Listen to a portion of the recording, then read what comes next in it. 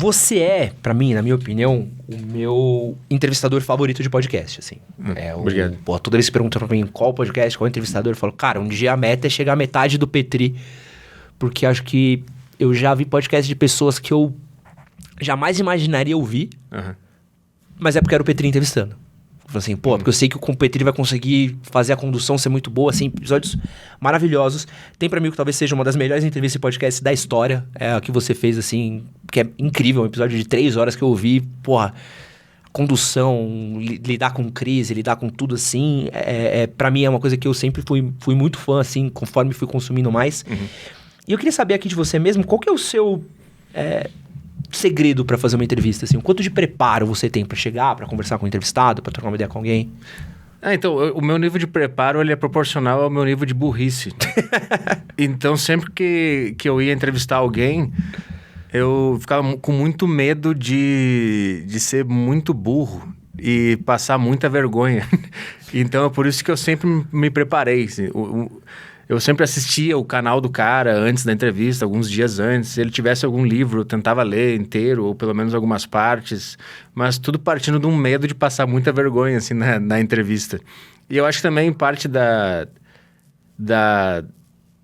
minha curiosidade pelo mundo da pessoa também parte de reconhecer que eu não sei nada e eu não tinha medo, não tenho medo de fazer perguntas imbecis para a pessoa. Eu acho que muita gente fica com medo de fazer alguma pergunta muito estúpida.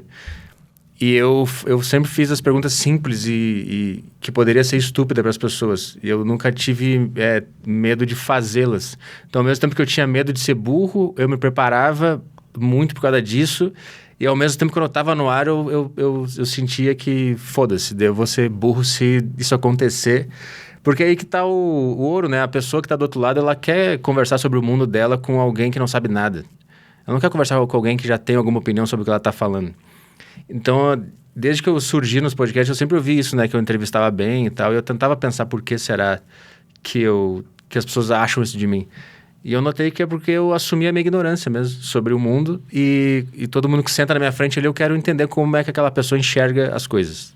Não importa o que ela enxerga, se as pessoas vão achar certo ou errado, se ela é comunista, se ela é capitalista, se ela é de direita, de esquerda, se ela acredita em pseudociência ou só em ciência. Não me interessa como que você enxerga o mundo. Eu quero entender como que você criou essas conexões dentro de você, por que você enxerga dessa maneira. E eu me coloco num papel de extrema ignorância perante a pessoa, porque de fato eu não sei como é que a pessoa enxerga o mundo e nem por que ela enxerga, né? Então, acho que é isso, aceitar a minha burrice em relação a tudo, talvez tenha me levado a essa forma de entrevistar, que foi reconhecida pelas pessoas. E o quanto de pauta você tem, assim? Tu é um cara que, por exemplo, eu sou jornalista. Pô, eu morro se eu não vier com isso daqui. Pra mim a minha pedra de roseta, assim, é onde eu vou caminhar, óbvio que não fica aqui, mas é onde os passos que eu quero seguir. O quanto de pauta você tem quando você chega pra um podcast? É engraçado porque eu tenho, mas eu não tenho. No sentido de eu me preparo, eu estudo a pessoa, eu leio, eu deixo as perguntas brotarem na minha cabeça enquanto eu vejo, sei lá, o último vídeo dela, ou leio o livro, mas de fato eu não anotava nada para não ficar preso àquela pergunta também, porque eu estudei teatro também e faço stand-up. Então eu descobri que o improviso ele é muito incrível, ele é muito interessante para dar vida para as coisas. Então, se eu ficar preso a um roteiro, eu posso perder um monte de coisa que aconteceria naturalmente ali na hora. Mas, ao mesmo tempo, se preparar é importante, é bom também. Então, eu sempre tentei fazer um mix de vou me preparar, mas na hora que eu estiver no ar, foda-se o que eu preparei. Se for importante, vai surgir na minha cabeça. Mais ou menos como as pessoas falam assim, quando o cara vai fazer vestibular ou Enem, chega uma hora que deu de estudar, chega uma hora que foda-se, se você estudou, você vai fazer a prova e as coisas vão surgir se você tiver estudado bem, mais ou menos assim. E eu também misturo um pouco do que eu aprendi no teatro, porque de fato você tem que decorar um texto, você decorar a cena, mas quando você está no ar, você não está com o papel na sua frente. As coisas têm que acontecer, elas têm que surgir espontaneamente. Então eu acho que eu misturei um pouco dessas duas coisas e quando eu estou no ar é como se fosse o jogo. Eu treinei, eu me preparei e agora eu não posso ficar perguntando pro técnico como é que faz ou pedindo para ler o plano de jogo. Agora vai ser vai ser a prova final de se eu me preparei bem ou não. Então é um mix de improviso com pauta mental. Mas isso serve também para o stand-up, porque no stand-up você escreve, você anota, mas você não pode ficar lendo no palco, né? O texto, ele tem que vir como você está sentindo. Então eu acho que eu misturei tudo isso, todos esses mundos. E também, se eu tivesse pauta, talvez eu ficasse muito seguro e não prestasse tanta atenção na pessoa também. Porque eu sempre saberia que teria algo que estivesse na retaguarda, entendeu? Pode crer. Então, é como pular de bungee jump sem corda, digamos assim, e torcer para Deus me ajudar em algum momento. É assim que eu vejo as coisas. E aí muita coisa surge durante o papo, assim, que se eu tivesse uma pauta, talvez eu teria perdido. E aí eu treinei a minha cabeça durante todos esses anos de entrevista a ir registrando perguntas, separando perguntas durante a conversa, que eu puxo 2 horas depois do cara ter terminado de falar. Então eu não uso pauta, a não ser que seja algo muito específico, mas eu não lembro de ter usado em algum momento. No máximo, anotar palavras-chave na minha notinha do celular ali e talvez nunca tenha aberto. Só se realmente a entrevista estivesse morrendo, assim, eu percebi que fudeu, eu não pensei em nada, o cara não tá muito afim, aí talvez eu tenha pego em algum momento uma pauta. Porque assim. isso é foda também, né? Porque tem uns dias que não vai, né? Tem dias que o cara não tá afim, ou a tua mente também tá lenta e defasada, e se você não sabe o que falar também, aí é importante você ter alguma coisa, assim. Mas mesmo assim, eu passei muito tempo... Cara, eu acho que eu nunca fiz. Eu ia no foda-se mesmo. Quando a conversa morria, eu dava um jeito, mesmo que ficasse ruim a conversa. Então, eu nunca usei pauta. Uma crítica que eu vejo muito forte ao formato de podcast é justamente a coisa do papinho de bar, né? Porque ao mesmo papo que assim, pô, é legal, é espontâneo, você tá espontâneo aqui, mas tem uma hora que vira ou vira qualquer coisa...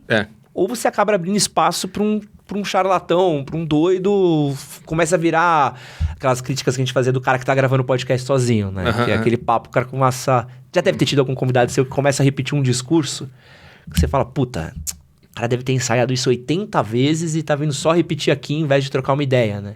Eu nunca passei por isso. Não? Isso Porra, não. que sorte a Isso sua, irmão. Puta. Isso aí não. Tu olha e você vê, puta, essa é a frase de efeito do maluco, né? O cara conta a mesma história, aí a gente que pesquisa, você vê, pô, ele já contou isso nesse podcast, já contou nesse, já contou... Ele tava só esperando a hora que ele ia contar isso. Achar esse gancho aí. Ou ele tá fazendo corte pra rede social dele também. Então tinha muito essa crítica, né? Então, acho que eu sinto que o podcast você tá passando por um pouco desse... ter que olhar pra ele mesmo, né? Então, porque eu acho que a principal referência de podcast pra nós aqui foi o Joe Rogan, porque foi o Flow que trouxe, né, esse formato. E, de fato, ele fazia assim, né? Ele fazia no foda-se. Mas não sei se ele fez no foda-se também. Eu acho que ele se preparava bastante. É um cara que lê bastante, tá inteirado sobre as coisas. Ele é geraço, né? Ele é muito esperto. Nem sei de onde surgiu esse negócio de papo de bar aí. Porque não vem mais do Flow mesmo, né? De não querer estudar, de sentar e... E mesmo hoje em dia você vê que o Igor, por exemplo, já vai muito mais pautado pras paradas, né? Do que era no começo, assim. Por isso que eu acho que é um mix de se preparar e também aproveitar a sua capacidade de curtir o momento, né? Mas assim, não dá pra falar que o Joe Rogan é um cara que não lê nada e não sabe nada e não se prepara pra nada, né? Não, ele se prepara. Então esse negócio do papo de bar realmente veio mais do Flow, né? E pegou, e aí...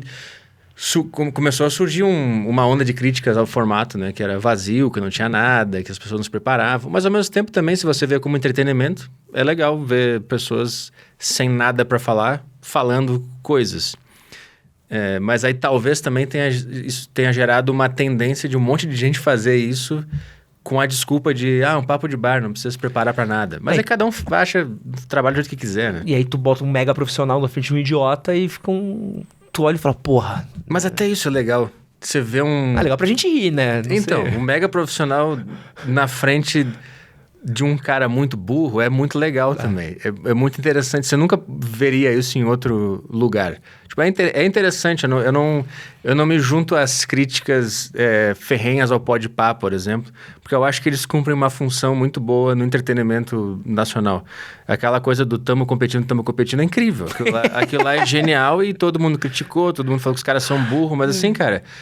É o Podpah, é pra isso que esse programa tá aí, é pra você ver essa coisa mágica acontecendo, o cara perguntando uma pergunta dessas pro Verstappen, é incrível isso.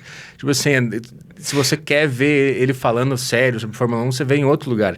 Então assim, eu não sei, eu não costumo entrar muito nessa onda de crítica ferrenha a podcasts burros, entre aspas, porque eu também faço uns programas que eu aproveito muito da minha ignorância, que são os meus programas de humor, que são burros mesmo. E eu não acho que seja um crime você ser burro e parar na frente do Cortella e ser burro pra caralho na frente do Cortella. Porque eu acho que você pode aprender alguma coisa... Um burro na frente do Cortella vai tirar coisas do Cortella, por exemplo, só que um inteligente não tiraria, entendeu? Então eu acho que tá tudo no seu lugar, assim. Eu não fico revoltado com a existência de podcasts que são burros, entre aspas. Esse que você acabou de assistir é um corte do nosso podcast com o Petri. Pra você assistir o episódio completo, clica aqui do lado. Não esquece de curtir, compartilhar, se inscrever. É nóis. Valeu!